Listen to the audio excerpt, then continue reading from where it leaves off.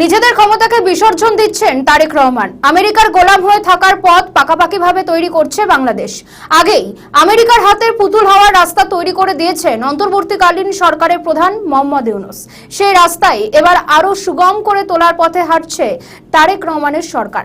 মধ্যপ্রাচ্যে অশান্তির মধ্যেই জ্বালানির ভাড়ারে টান পড়ে গিয়েছে একাধিক দেশে, বাদ নেই বাংলাদেশও।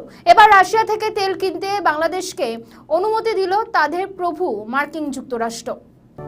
অর্থাৎ বাংলাদেশ কোন দেশ থেকে তেল ও জ্বালানি কিনবে সেটা ঠিক করে দেবে আমেরিকা। রাজনৈতিক কারবারিদের মতে আমেরিকার হাতে নিজেকে পুরোপুরি সঁপে দিয়েছে বাংলাদেশ। আগামী দিনে ট্রাম্পের কথাতেই উঠবে বসবে বাংলাদেশ। সূত্রের খবর, মার্কিন যুক্তরাষ্ট্রের ট্রেজারি বিভাগ সম্প্রতি তেল কেনার ব্যাপারে বাংলাদেশকে সবুজ সংকেত দিয়েছে। আর এই নিয়ে বাংলাদেশের অন্দরে তৈরি হয়েছে চাপানুতর। প্রথমে রাশিয়া থেকে তেল কেনার খবর, এরপর খোদ বাংলাদেশ সরকারি বিজ্ঞপ্তি প্রকাশ করে বলে এই ধরনের কোনো খবর নেই। বোঝাতে চেষ্টা করেছি যে আমাদেরকে রাশিয়া থেকে যাতে 2 মাসের অন্তত অথবা 6 লক্ষ মেট্রিক টন আমাদের যেরকম ডিজেল আনার অনুমতি দেয়, স্যাংশন ওয়েবার দেয়। তো যাই হোক, সেটা ওনারা বলেছে আমাদেরকে চিঠি দিতে, আমরা সেই চিঠিটা দিয়েছি। এখন আমরা উত্তরের অপেক্ষায় আছি। সূত্রের খবর, জ্বালানি ও খনিজ সম্পদ বিভাগের একাধিক কর্মকর্তার মতে গত 11 এপ্রিল থেকে কার্যকর হওয়া এই ছাড়টি 9 জুন পর্যন্ত বহাল থাকবে।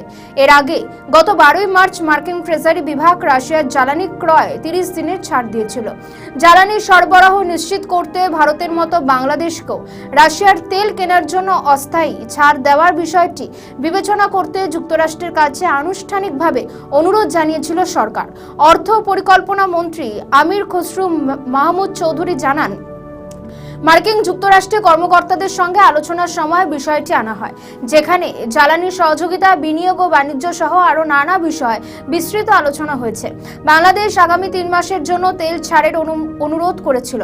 কূটনৈতিক সূত্রের দাবি, যুক্তরাষ্ট্রের কাছে রাশিয়া থেকে তেল আমদানির বিষয়ে সম্মতি চাওয়ার পর থেকে ওয়াশিংটনে বাংলাদেশি কূটনীতিকরা দেশটির ট্রেজারি বিভাগের সঙ্গে বিষয়টি নিয়ে কাজ করে আসছিলেন। যুক্তরাষ্ট্র তেল আমদানির জন্য বাংলাদেশকে রাশিয়ার কিছু তেল কোম্পানির নামও দিয়েছে। তাদের সঙ্গে সমন্বয় করে তেল আমদানি করা যাবে। কিন্তু এসবের মধ্যেই ছড়িয়ে পড়ছে আরো একটি খবর।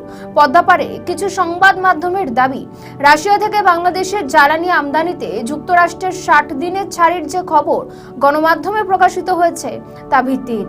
এমনই চাঞ্চল্যকর দাবি করেছে বাংলাদেশের বিদ্যুৎ, জ্বালানি ও খনিজ সম্পদ মন্ত্রণালয়। 17 এপ্রিল সেদেশে বিদ্যুৎ, জ্বালানি ও খনিজ সম্পদ মন্ত্রণালয়ের জ্বালানি ও খনিজ সম্পদ বিভাগের প্রেস বিজ্ঞপ্তিতে এই তথ্য জানানো হয়।